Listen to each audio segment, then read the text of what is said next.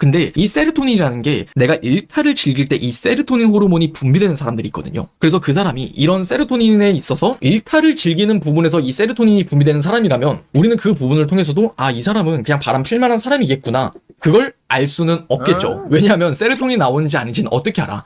제가 오랫동안 사귄 전남친들 중에 바람기 없이 한 여자만 바라보는 사람은 첫 번째, 아무리 사소한 것도 거짓말은 절대 하지 않는다. 성격 자체가 하지 못함. 두 번째, 연락 자체가 텀이 짧다. 연락을 못하게 되는 상황이 생기면 미리 말을 해준다. 세 번째, 동물이나 애기를 진심으로 사랑한다? 좋아한다? 지금 바람에 대한 이야기가 좀 계속 나오고 있는데 저도 제가 생각을 했을 때 여러분들이 어떤 남자를 만났어요. 근데 그 남자가 과연 바람기가 있는 남자일까 아닐까? 다른 여자들한테 눈이 돌아갈 만한 사람일까 아닐까에 대한 그 특징들을 좀 저도 같이 나열을 해보고 싶거든요. 여러분들이 이걸 진짜 구분을 못하고 그냥 남자를 만나면은 시간 낭비가 됐다라고 느낄 수도 분명 있을 거라고 봐요. 저는 그냥 본질적인 부분을 먼저 이야기를 하고 싶은데 그 바람기라는 것 자체가 내가 어디 한 곳에 딱 강하게 뿌리를 내리고 정착하지 못하는 심리 상태와 매우 비슷해요. 내가 지금 만나는 사람에게 아, 이 사람이다. 난 이 사람이 너무 좋아. 난 이 사람과만 사랑을 할 거야. 깊은 뿌리를 내렸다면 다른 여자를 쳐다볼 일 전혀 없어요. 근데 바람기가 있다라는 것 자체가 한 여자에게 정착하지 못한 채 다른 여자들을 가볍게 본다라는 거죠. 근데 이걸 우리가 첫 번째로 어떻게 그 특징을 알 수 있냐면은 말과 행동이 결코 가볍냐 가볍지 않느냐로 우리는 볼 수 있다라는 거예요. 여기서 제가 말을 하는 이 언행이 가볍다라는 거는 그 사람이 그냥 뭐 약속을 하는 부분이든 아니면은 자기의 어떤 허영심이 낀 부분에 있어서 되게 가벼운 사람이 있어요. 뭐 예를 들면은 우리 주말에 토요일날 그냥 뭐 한 3시에 그때 그냥 우리 뭐 어디서 보자 라는 약속을 했어요. 근데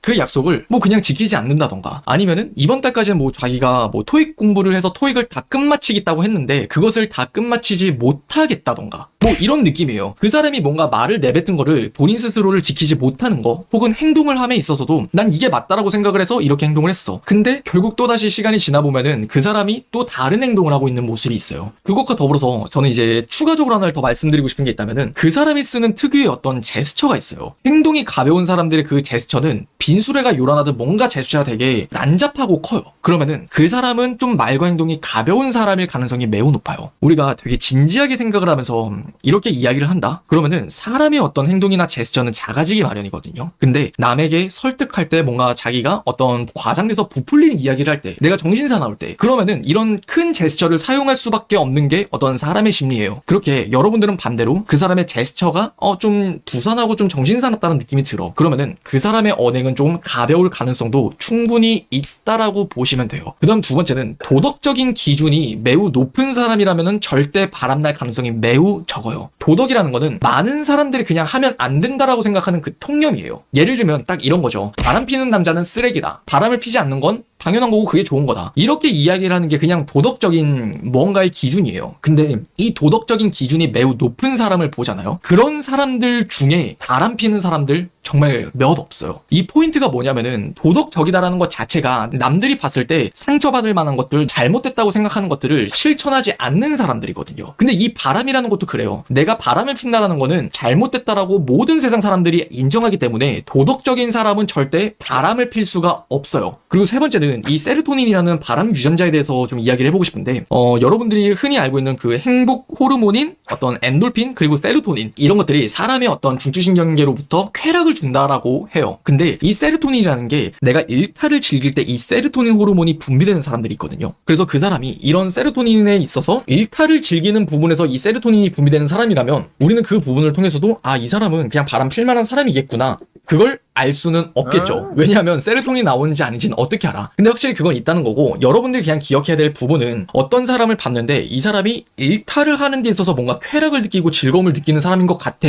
그러면은 그 사람은 바람을 필 가능성이 충분히 있을 수 있다는 거예요. 그리고 네 번째는 비교적 오랜 연애 기간을 유지한 사람이라면 그 사람은 그래도 바람을 필 가능성은 좀 낮다라고 생각을 하셔도 돼요. 그렇다고 또 너무 뭐 짧게 연애한 사람은 그 사람은 바람을 자주 피는 사람이냐 그렇게만은 볼 수 없어요. 만약 그 사람이 너무 짧은 연애를 또 오래 지속을 했었더라면 빈번하게 지속을 했었더라면은 그 사람은 바람 피는 걸 선택한 것보다 이 여자가 아니라는 생각이 들어. 그럼 그 여자와의 관계를 빨리 끝내고 또 다른 여자를 만난 경우의 수도 있기 때문에 짧게 만났다고 해서 이 사람은 바람 필 가능성이 있어 이렇게 보는 게 아니라 비교적 오랜 연애 기간을 유지했던 사람이라면 한 사람에게 사랑을 주는 것에 익숙해져 있기 때문에 바람필 가능성이 적다라고 생각을 하시라는 거예요. 그리고 마지막 5번째, 가장 중요한 부분인데 전 이거 하나만 보잖아요. 그러면 여러분들이 50% 이상, 반 이상 확실하게 구분할 수 있다, 이렇게 말씀을 드릴게요. 5번째는 뭐냐면은 자기 자신에게 떳떳한 사람이에요. 이걸 이꼴 비슷하게 이야기를 하면은 솔직한 사람이다 라고 생각을 하시면 돼요. 바람을 핀다라는 것 자체가 앞에서는 그걸 당연하게 티를 내진 않겠죠. 하지만 뒤에서 바람을 피는 거예요. 그 어떤 남자도 앞에서 대놓고 바람을 피는 남자는 없어요. 이 경우가 바로 앞과 뒤가 다르다라는 거예요. 그 사람이 앞과 뒤가 다른 사람이라면은 말 그대로 바람을 피는 앞과 뒤가 다른 행동을 할 가능성이 높다라는 이야기를 해드리는 거예요. 그렇기 때문에 자기 자신에게 떳떳해. 그냥 남들에게 떳떳하고 싶고 남들에게 어떻게 보여지는 것들을 신경을 쓰면서 남들이 나를 그냥 그저 좋게 바라봐주길 바라면서 자기 자신을 드러내지 않는 사람, 자기 자신의 속내를 잘 표현하지 않는 사람이라면 충분히 그럴 가능성이 있다라고 보자는 거예요. 그래서 여러분들이 어떤 사람을 봤어? 근데 이 사람은 그냥 늘 솔직해. 굳이 쓸데없는 것까지 솔직하다는 생각이 들면 그건 차라리 또 다행일 수 있다라는 거죠. 그래서 자기 자신에 솔직해. 그러면은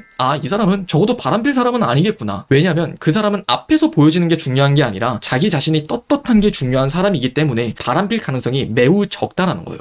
오, 되게 좋은 질문이에요, 조이님. 속내를 잘 못 드러내는 사람이라서 그런 건지 의도를 가지고 안 드러내는 건지는 어떻게 구분하나요? 이거는 엄연하게 따지면은 그 사람의 무의식적인 습관이 그렇게 만들어낸 거예요. 그냥 무조건 여러분들을 처음 만났을 때부터 그 사람이 나는 바람 펴야지를 생각하면서 과연 속내를 안 드러낼까요? 그 사람의 입장에서는 안 드러내려고 하는 게 아니라 안 드러내는 게 습관이 된 사람이라는 거죠. 그래서 우리가 이걸 엄연하게 구분을 하려면 여러분들은 그냥 그 사람을 봤을 때 인간관계라는 것 자체가 좀 서툰 사람이구나. 근데 그래도 자기 자신이 솔직해지려고 노력하는 편이구나. 자기 자신을 그래도 솔직하게 세상 밖에 내놓는구나. 근데 만약 솔직하게 못 내놓는 이유? 그게 100이면 99, 내가 상처받을까봐. 내가 솔직해지면 세상에다가 내가 좀 더 할 말을 좀 자유롭게 하면은 세상이 날 이상하게 볼까봐. 세상이 나를 좀 더 그냥 쉽게 볼까봐. 그래서 내가 상처받을까봐 드러내지 못하는 경우가 거의 100중 99예요. 근데 일부러 안 드러내게 되는 경우는 자기 자신의 어떤 과거가 캥기거나 자기 자신이 남다른 생각을 또 다르게 하고 있으니까 그거를 드러내지 않으려고 하는 거죠.